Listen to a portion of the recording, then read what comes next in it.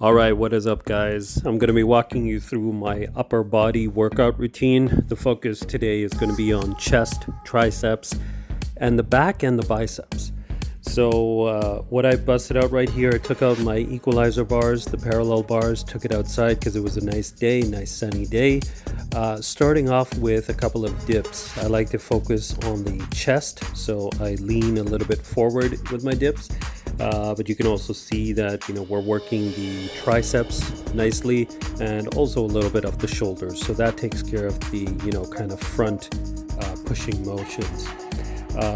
Then right after that, going into a superset for the opposing muscle group, which is the back rows. So I'm doing a kettlebell rows over here. I picked up my 44-pound kettlebells, skull bells, hinging at the hip about 90 degrees, trying to keep my back straight, and doing an isometric row with a hold. You do the isometric hold on one kettlebell row while the other one is in motion, and then you drop one when the other one is at the top. This is a good way of making lighter weights seem heavier and to get a better workout or a better, time under tension if you only have lighter weights. So this is round 2 basically of the superset, and I do 4 rounds, so 4 dips, 4 rows. I don't quite meet the mark over here, so I go to about 8 dips. I wanted to hit 10, but it's also because I'm really rusty on my dips, so just go and do whatever is comfortable. I don't try to go to failure. I try to go with 1 rep left in the tank. Going back to the kettlebell rows directly right after the dips. The way you want to be counting these, guys, is when you pull up the right hand, you go 1, and then you pull up the left hand, you go 1. So it'll be in the form of 1, 1, 2, 2, and then 3, 3, and so on and so forth.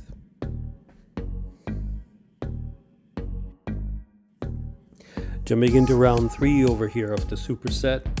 Again, go for, the maximum that you feel comfortable. Don't wear yourself out. Don't go to complete failure all the way to the end.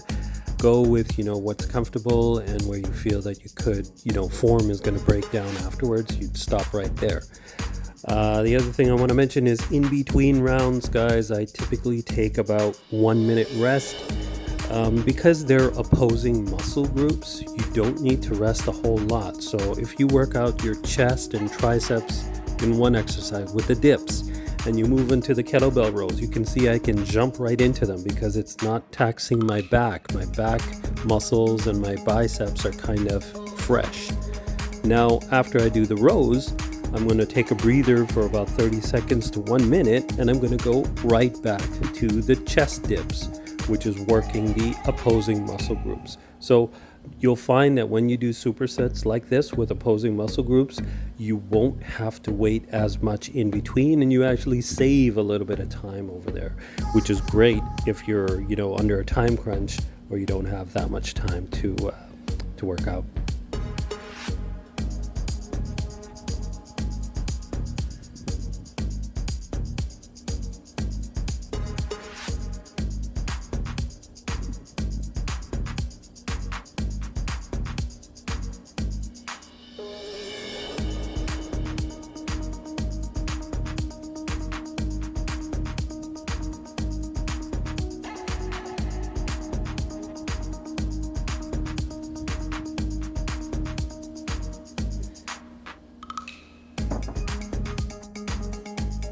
Alright, so jumping into the second superset of the day, I have decline push-ups with my feet raised on a chair, and then right after that I'm going to go into the one-arm dumbbell rows, which you'll see.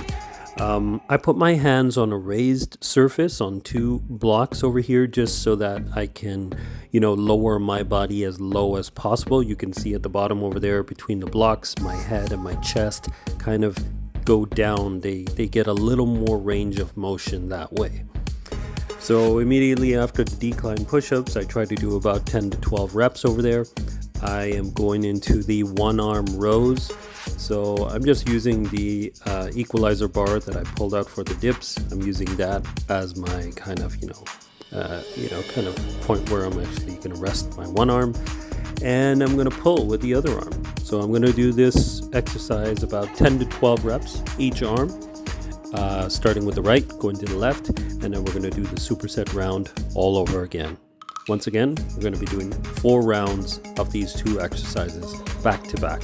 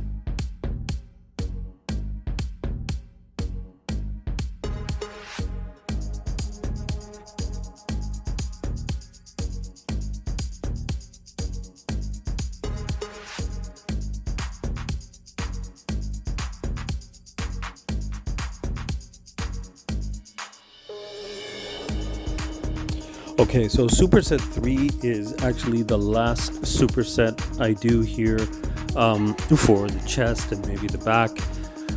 Instead of a back workout, I'm actually doing some shrugs just because, I feel my traps need a little bit of work.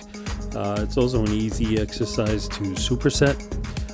This is the last big superset I do with the compound movement, so for the chest and the back, before moving into more arm-specific isolation work.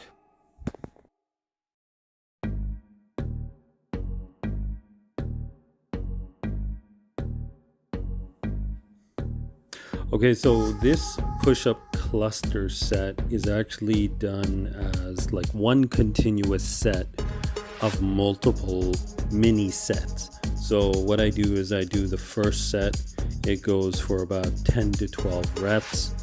What you do to do a cluster set is you do the first set, then you wait for about 10 seconds or however long you want to wait, but it's usually a very reduced waiting period. It's not like 1 minute. So I will wait anywhere from 6 to 10 seconds and then immediately drop back into another set and kind of max out. Don't go fully max out. Leave like 1 or 2 reps in the tank because you're going to do that again. So here I am on the third set of the first cluster set where I'm taking, 10 seconds or, a couple of concentrated breaths. Is one way to do it, and then get back into the set and just kind of go to failure on the very last one. And we're going to do this a couple of more times in between the shrugs.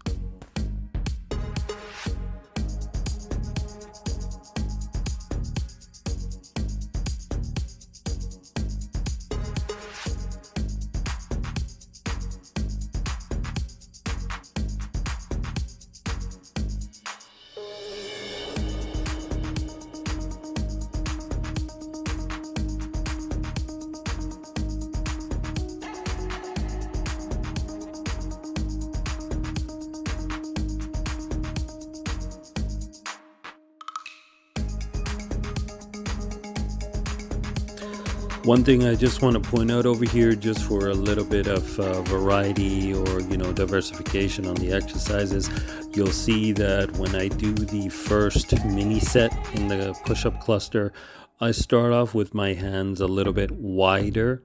In the second mini cluster, you'll see as I'm resting, I change the angle of my hands, or I move it in a little bit closer. And then again, if you notice in my third mini set, I'm going to move my arms in yet again. Each and every time you adjust, your arm position or your elbow positioning or whatever it might be, it kind of just targets different part of the exercise. So when it's a little bit wider, it's kind of hitting the chest a little bit more, and as I get my grip or my hand placement a little bit closer, it's really hitting the triceps a lot more. And it's just another way to get some variety into the workouts as we go along.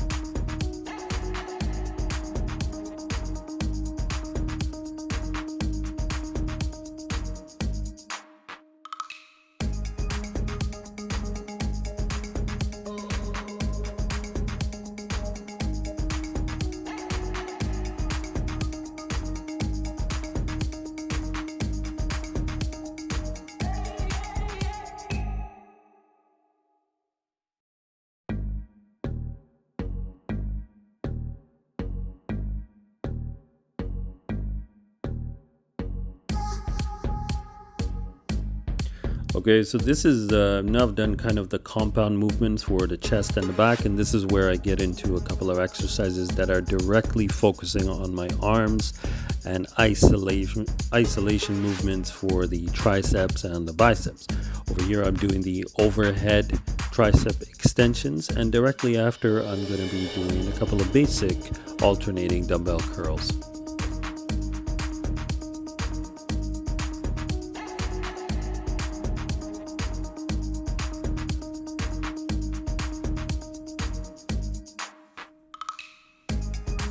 So one note I'm just going to mention, a disclaimer about the curls that I'm doing over here, is typically I would do these with about 35 pounds. I'm actually doing these today with 45 pounders. To be honest, these weights are way too heavy for me to be curling in a superset fashion. You can see I muster about 8 reps, but in the next couple of sets or rounds I'm going to be hitting about 6 reps on these dumbbell curls. With bicep curls, you want to go with a lower weight that you can control comfortably for about 10 to 12 or maybe even 15 reps or so. My 35 pounders, as it happens to be, I lent them to somebody over the vacation, and I haven't gotten them back yet, so looking forward to that.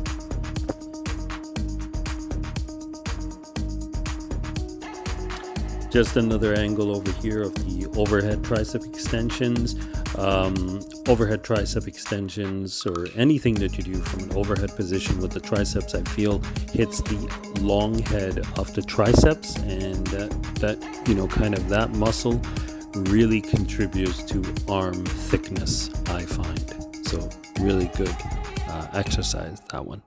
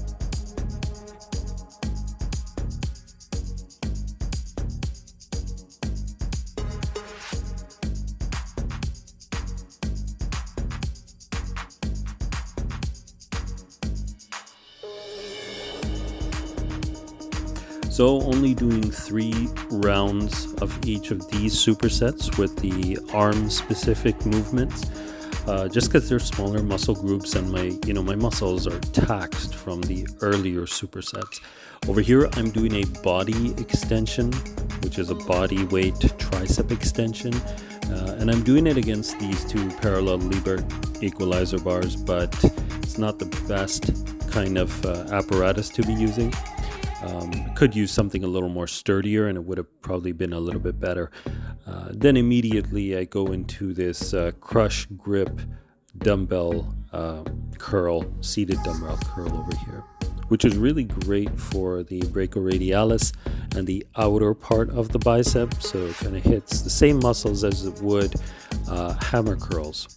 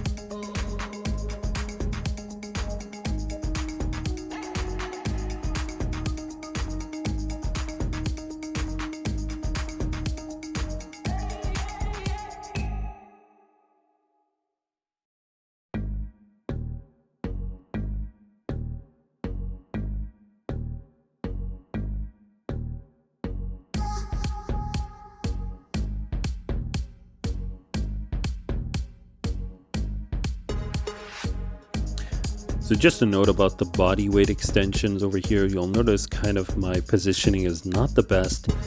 My technique could be a little bit better, but again, hey, that's one of the benefits of videotaping yourself and watching the reruns over here. My butt could be a little bit flatter, body could be a little bit straighter, but hey, all about improvement. I haven't done these in a long time, and again, like I said, that apparatus is probably not the best to do it against. If I could do it against like a straight bar, like against a barbell in a squat cage, that would be really ideal. And of course, as I get stronger and my core gets stronger, you'll be able to maintain a little more of a better plank position.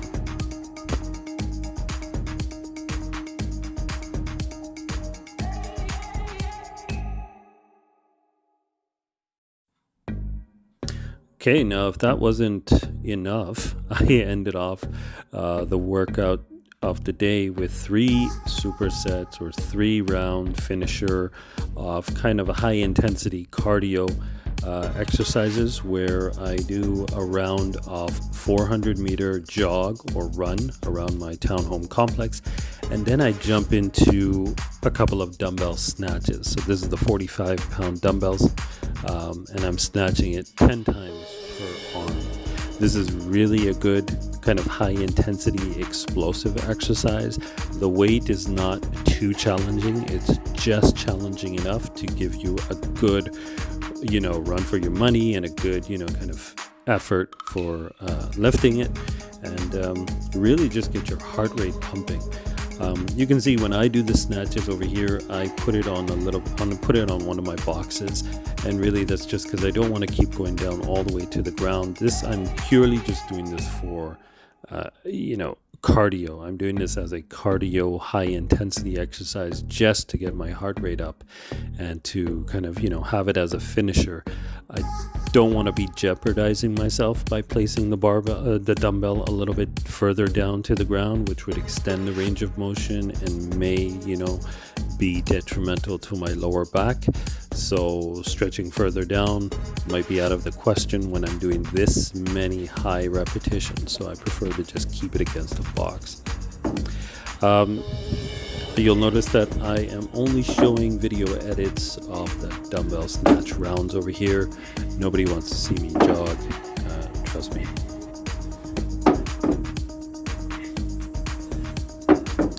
And just a note on the dumbbell snatches over here, I was inspired to put these into a circuit just because I saw a CrossFit athlete, namely Dan Bailey. Saw him do it in one of his circuits, and I thought it would be a great idea to give it a shot, and I really do like them. I mean, it's a great alternative compared to like doing long distance, slow, steady state cardio. I like high intensity stuff. So, I will put a sprint here and there. I will do a little bit of jogging here and there, but ultimately I like to do some high rep, high intensity workouts with the weights. So it's a little more exciting. It kind of gives you that, those high intensity exercises, they kind of give you a prolonged effect after the workout, so that you're actually not just losing fat or burning fat during the workout, but you're also burning fat throughout the day, and that's just because your heart rate is extended throughout. That's it for today, guys. Thank you all for watching so much. Please do like and subscribe to show your support. Thank you.